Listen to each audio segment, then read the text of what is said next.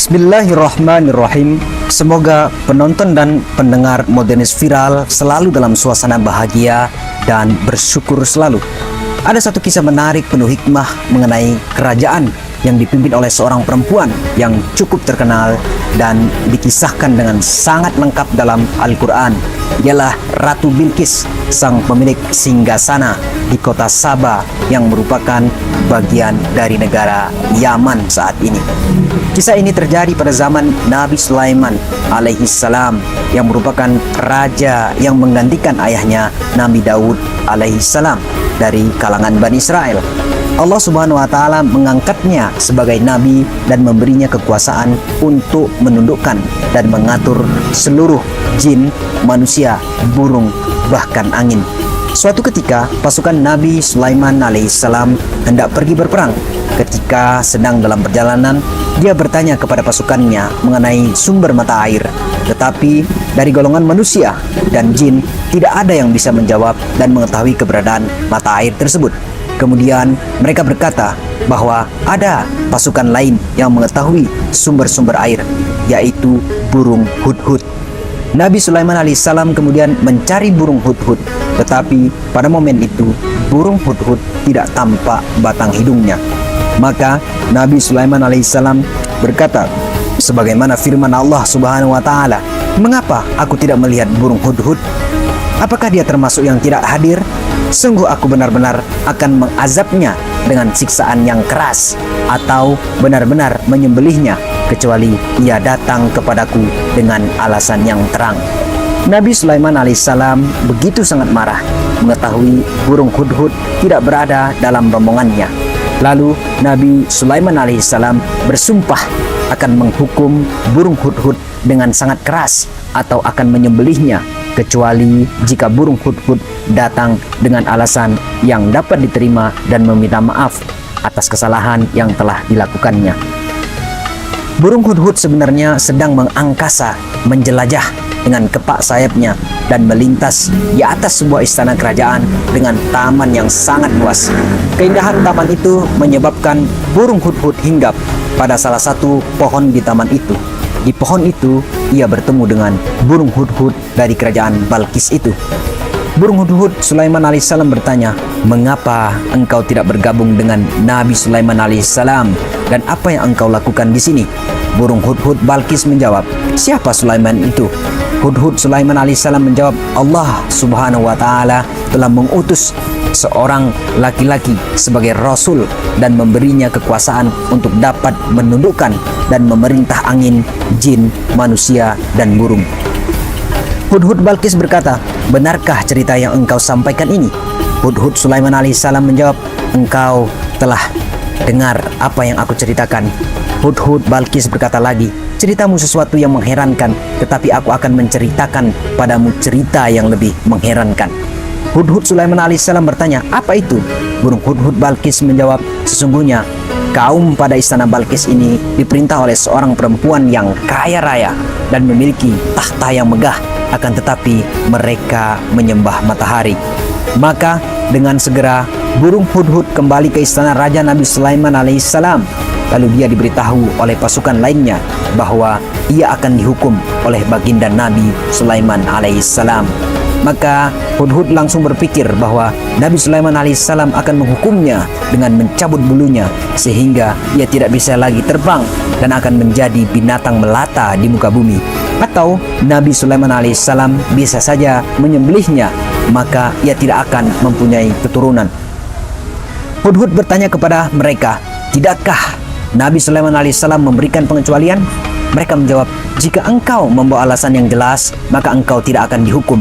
Mendengar jawaban itu, burung hudhud mendatangi Nabi Sulaiman alaihissalam lalu sembari menundukkan kepalanya sebagai tanda merendahkan diri kepada baginda Nabi seraya berkata, "Sesungguhnya aku melihat sesuatu yang belum pernah Tuan ketahui." Mendengar penjelasan burung hudhud itu, kemarahan Nabi Sulaiman alaihissalam mulai mereda dan menyimak dengan sangat seksama penjelasan burung hudhud itu. "Ya Nabi Allah, aku melihat seorang perempuan memerintah di kerajaan Sabah. Dia memiliki segala-galanya dan memiliki singgasana yang sangat besar.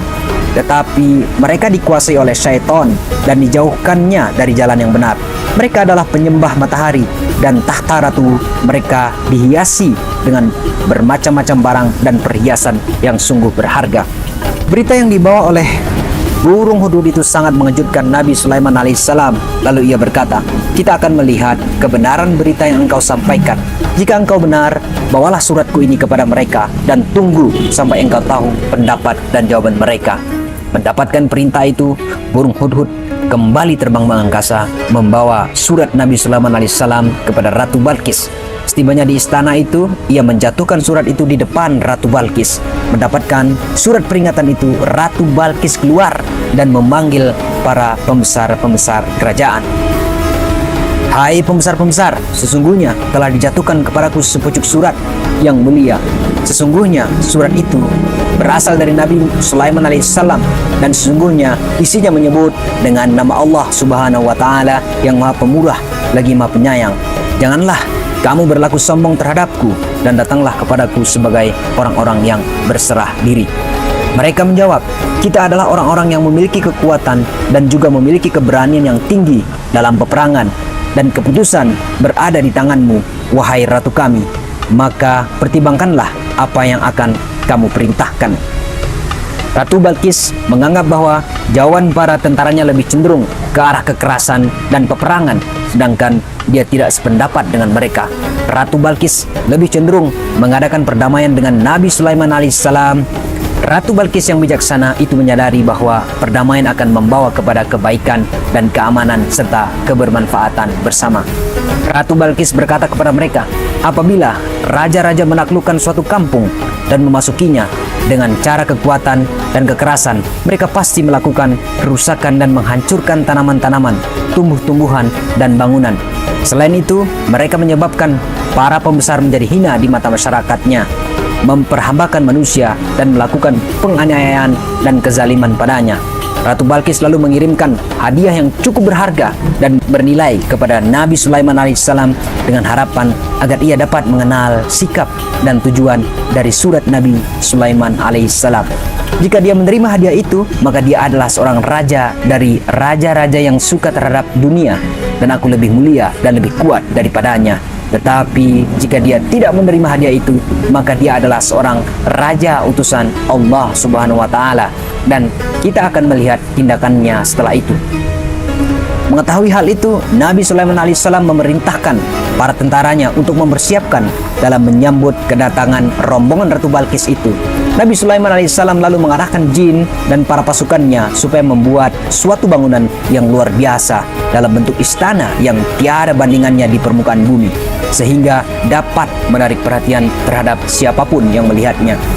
Tatkala para pembesar Ratu Balqis sampai di istana Nabi Sulaiman alaihissalam, mereka terperanjat dan terkejut menyaksikan istana yang megah dan besar itu.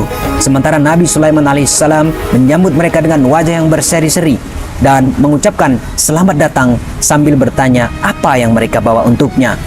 Mereka lalu menyerahkan hadiah yang dikirimkan oleh ratu mereka. Pengiriman hadiah itu bertujuan supaya Nabi Sulaiman alaihissalam setuju menerima persahabatan dengan ratu mereka. Lalu Nabi Sulaiman berkata kepada utusan Ratu Balqis, kembalilah kamu dengan hadiahmu, karena sesungguhnya Allah Subhanahu wa taala telah memberiku rezeki yang banyak dan kehidupan yang bahagia, dan dia memberiku kemuliaan dan kerajaan yang belum pernah diberikannya kepada orang lain. Sebenarnya kamu belum mengenal hakikat nikmat yang dianugerahkan Allah Subhanahu wa taala kepadamu. Nabi Sulaiman alaihissalam lalu melanjutkan, apakah mungkin aku menerima harta yang akan melalaikan aku dari tugas dakwah yang benar? Sesungguhnya harta adalah milik Allah Subhanahu wa taala, dan dia banyak memberiku harta kekayaan. Sekarang aku memuji dan bersyukur kepadanya atas segala nikmat yang dianugerahkannya kepadaku dan kepada dua ibu bapakku, dan aku berdoa semoga aku ditempatkan kelak bersama nenek moyangku yang saleh.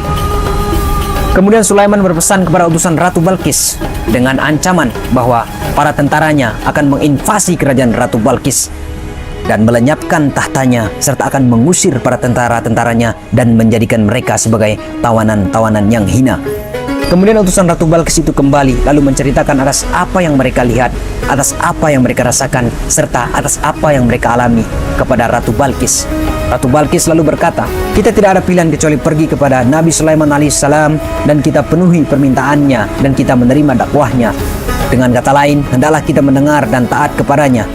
Kemudian Ratu Balkis keluar bersama kaum dan pasukannya menemui Nabi Sulaiman alaihissalam dalam keadaan patuh dan tunduk kepada perintahnya. Tatkala Nabi Sulaiman alaihissalam mengetahui kedatangan mereka, dia berkata kepada para tentara-tentaranya, hai pembesar-pembesar, siapakah di antara kamu yang sanggup membawa tahtanya kepada aku sebelum mereka datang kepadaku sebagai orang-orang yang berserah diri?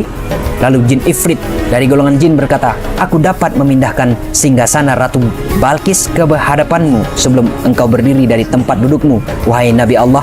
Sesungguhnya aku benar-benar kuat untuk membawanya dan dapat dipercayai. Tetapi ada sosok lain yang menawarkan diri terhadap permintaan Nabi Sulaiman alaihissalam.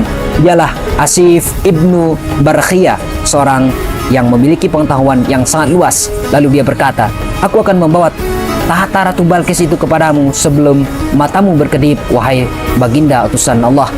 Melihat dua tawaran itu, lalu Nabi Sulaiman alaihissalam berkata, ini adalah karunia dan nikmat Allah subhanahu wa ta'ala untuk mengujiku, apakah aku bersyukur atau mengingkarinya.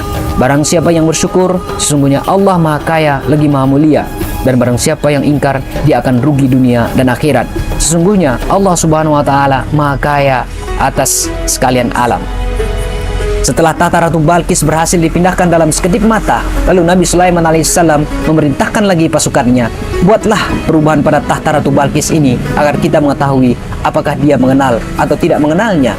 Tatkala Ratu Balkis sampai di tempat kerajaan Nabi Sulaiman alaihissalam, lalu ia bertanya, apakah tahtamu sama dengan tahta ini? Ratu Balkis tidak percaya bahwa tahtanya dapat dipindahkan dalam waktu sesingkat itu karena dia telah meninggalkan tahtanya di kerajaan Sabah. Ratu Balkis merasa ragu seketika, tapi setelah mengamatinya dan melihat tanda-tanda yang terdapat pada tahtanya, barulah dia percaya bahwa benar itu adalah tahtanya.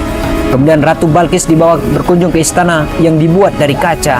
Ratu Balkis menyangka bahwa itu adalah kolam air yang menyebabkan dia mengangkat kainnya agar tidak basah, sehingga nampak kedua betisnya. Salah seorang di antara yang hadir berkata kepadanya, itu bukan kolam air, itu adalah istana yang dibuat dari kaca.